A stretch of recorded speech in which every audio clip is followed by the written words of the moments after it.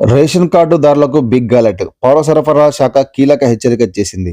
Ration తీసుకునే లబ్ధిదారులకు ఇప్పటికే ఈకేవైసీ తప్పనిసరి చేస్తూ ప్రభుత్వం నిర్ణయం తీసుకుంది. ఇప్పటికే అనేక మంది ఇంకా ఈకేవైసీ పూర్తి చేయలేదు. దీంతో ప్రభుత్వం తాజాగా కీలక హెచ్చరిక చేసింది. ఈ నెలాఖరులోగా లబ్ధిదారులు అందరూ తమ ఈకేవైసీ పూర్తి చేసుకోవాలని, లేని వారికి జనవరి నుంచి సన్నబియ్యం సరఫరా నిలిపివేస్తున్నట్టు వెల్లడించింది. తెలంగాణ పౌర సరఫరాల శాఖ బిగ్ అలర్ట్ జారీ చేసింది. రేషన్ కార్డుదారులందరికీ ఈకేవైసీ తప్పనిసరిగా స్పష్టం చేసింది. ఈ ప్రక్రియను పూర్తి చేయని కార్డులను నూతన సంవత్సరం నుంచి సన్నబియ్యం కోటా నిలిపివేయనున్నట్లు కీలక ఆదేశాలు జారీ చేసింది. దీంతో రాష్ట్ర వ్యాప్తంగా రేషన్ దుకాణాల వద్ద లబ్ధిదారుల రద్దీ పెరుగుతోంది. రేషన్ కార్డులో నమోదైన కుటుంబ సభ్యులు అంతా సమీపంలోని రేషన్ దుకాణాలకు వెళ్లి ఈ పాస్ యంత్రంలో బయోమెట్రిక్ వేలిముద్రలు వేసి ఈకేవైసీ పూర్తి చేయాలి.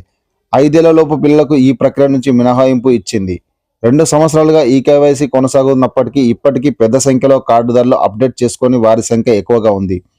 ఈ నెల 31వ తేదీ వరకు గడువు మాత్రమే ఉండడంతో పౌర సరఫరాల శాఖ అప్రమత్తమైంది. గడువులోపు ఈకేవైసీ చేయించుకొని వారికి రేషన్ బియ్యం పంపిణీ ఉండదని హెచ్చరించింది.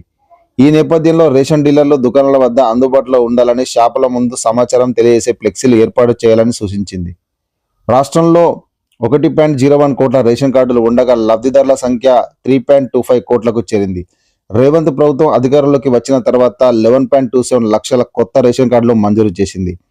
వీటి ద్వారా 34 లక్షల మంది కొత్త లబ్ధిదారులు వ్యవస్థలోకి వచ్చారు.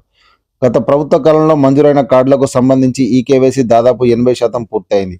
అయితే కొత్త రేషన్ కార్డులో కేవలం 40% మాత్రమే ఈకేవైసీ పూర్తయింది. ఇంకా 60% మంది లబ్ధిదారులు వేలిముద్రలు వేయాల్సి ఉంది. గడువు తక్కువగా ఉండడంతో డీలర్లు, లబ్ధిదారులు ఆందోళన నెలకొంది. ఈకేవైసీ గడువును ఫిబ్రవరి వరకు పొడిగించాలని డిమాండ్ వినిపిస్తోంది. ఈకేవైసీ పూర్తి చేయాలంటే రేషన్ కార్డులో నమోదైన సభ్యులందరూ వ్యక్తిగతంగా హాజరై బయోమెట్రిక్ వేలిముద్రలు నమోదు చేసుకోవాల్సి ఉంటుంది.